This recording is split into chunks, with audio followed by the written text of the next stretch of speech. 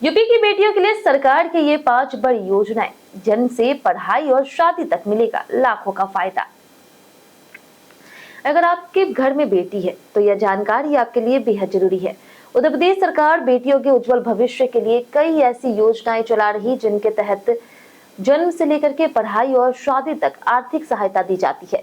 लेकिन अफसोस की बात यह है कि जानकारी के अभाव से हजारों परिवार इन योजनाओं का लाभ नहीं उठा पा रहे। आज हम आपको यूपी सरकार की ऐसी 5 बड़ी योजनाओं के बारे में विस्तार से बताएंगे, जिनसे आपकी बेटी को शिक्षा, सुरक्षा और आर्थिक सहायता मिल सकती है। इसलिए इस जानकारी को आखिर तक जरूर देखें। सबसे पहले बात करते हैं मुख्यमंत्री कन्या सुमंगला योजना की।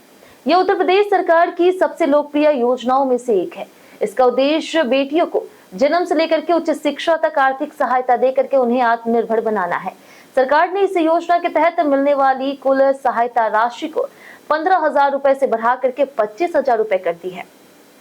इस योजना में बेटी के जन्म पर 5,000 रुपए दिए जाते हैं। 1 साल की उम्र तक सभी जरूरी टीके लगाने के बाद 2,000 रुपए मिलता है। कक्षा 1 में प्रवेश लेने पर 3,000 रुपए, कक्षा 6 में प्रवेश पर 3,000 रुपए, कक्षा 9 में 5,000 रुपए और 12वीं पास करने के बाद कॉलेज या फिर कम से कम 2 साल के डिप्लोमा कोर्स की दाखिले के लिए 7,000 रुपए सीधे बेटी के बैंक खाते में भेजे जाते हैं।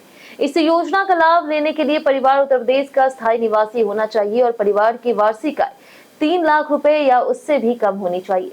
एक परिवार की अधिकतम 2 बेटियों को इसका लाभ मिलता है। हालांकि जुड़वा बेटियों के मामले में विशेष प्रावधान भी है।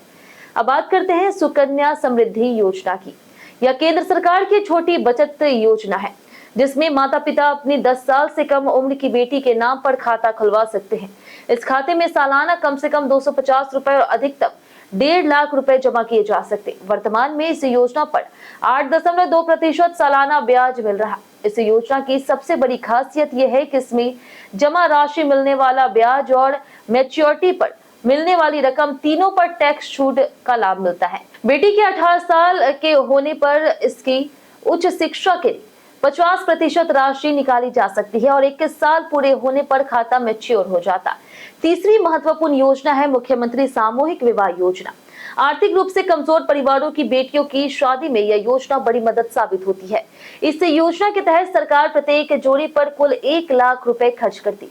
इसमें 60,000 रुपए सीधे दुल्हन के बैंक खाते में भेजे जाते, 25,000 रुपए उपहार जैसे कपड़े, बर्तन और अन्य जरूरी सामान दिए जाते हैं, जबकि 15,000 रुपए विवाह समारोह के आयोजन पर खर्च किए जाते। इस योजना का लाभ लेने के लिए लड़की की उम्र कम से कम 18 वर्ष और लड़के की 21 वर्ष होनी चाहिए। परिवार की वार्षिक आय 3 लाख रुपए या फिर उससे कम होनी चाहिए। चौथी योजना है उत्तर प्रदेश रानी लक्ष्मीबाई महिला और बाल सम्मान कोष। यह योजना उन बेटियों और महिलाओं के लिए है जो किसी गंभीर हिंसा या फिर अपराध की शिकार हुई है। सरकार अपराध की गंभीरता के अनुसार 1 लाख रुपए से लेकर के 10 लाख रुपए तक की आर्थिक सहायता देती। इतना ही नहीं, पीड़िता का सरकारी या फिर आर्थिक अस्पताल में मुफ्त इलाज कराया जाता। जरूरत पड़ने पर रहने, पढ़ाई, पुनर्वास और छोटे बच्चों के पालन पोषण तक की व्यवस्था भी सरकार करती है। अब बात करते हैं बेटी बचाओ बेटी पढ़ाओ योजना की। इस योजना का उद्देश्य बेटियों की शिक्षा को बढ़ावा देना और समाज में बेटियों के प्रति सकारात्मकता सोच विकसित करना है। इसके तहत कई जिलों में बेटियों को मुफ्त बैग, यूनिफॉर्म और स्टेशनरी उपलब्ध कराई जाती है। स्कूल छोड़ने वाली बच्चियों को दोबारा शिक्षा से जोड़ने के लिए अभियान चलाए जाते हैं और कस्तूरबा गांधी बालिका विद्यालय के माध्यम से जरूरतमंद बेटियों को मुफ्त आवासीय शिक्षा भी दी जाती है। अब सबसे बड़ा सवाल यह है कि क्या एक बेटी इन योजनाओं का एक साथ लाभ ले सकती है? जवाब है हाँ। यदि आपकी बेटी सभी पात्रता शर्तों को पूरा करती है तो वह कन्या सुमंगला योजना, सुकन्या समृद्धि योजना और भविष्य में सामूहिक विवाह योजना जैसे कई योजनाओं का लाभ एक साथ उठा सकती है। हालांकि आवेदन करते समय कुछ बातों का विशेष ध्यान रखना जरूरी है। सबसे बड़ी गलती पुराना आय प्रमाण पत्र लगाना। इसके अलावा आधार कार्ड, बैंक खाते और स्कूल के रिकॉर्ड में नाम अलग अलग होने पर आवेदन रिजेक्ट हो सकते हैं। बैंक खाता आधार से लिंक होना जरूरी है। साथ ही जिस कक्षा के लिए आवेदन करना है उसी चरण के अनुसार फॉर्म भरें, वरना सत्यापन के दौरान आवेदन खारिज हो सकता है।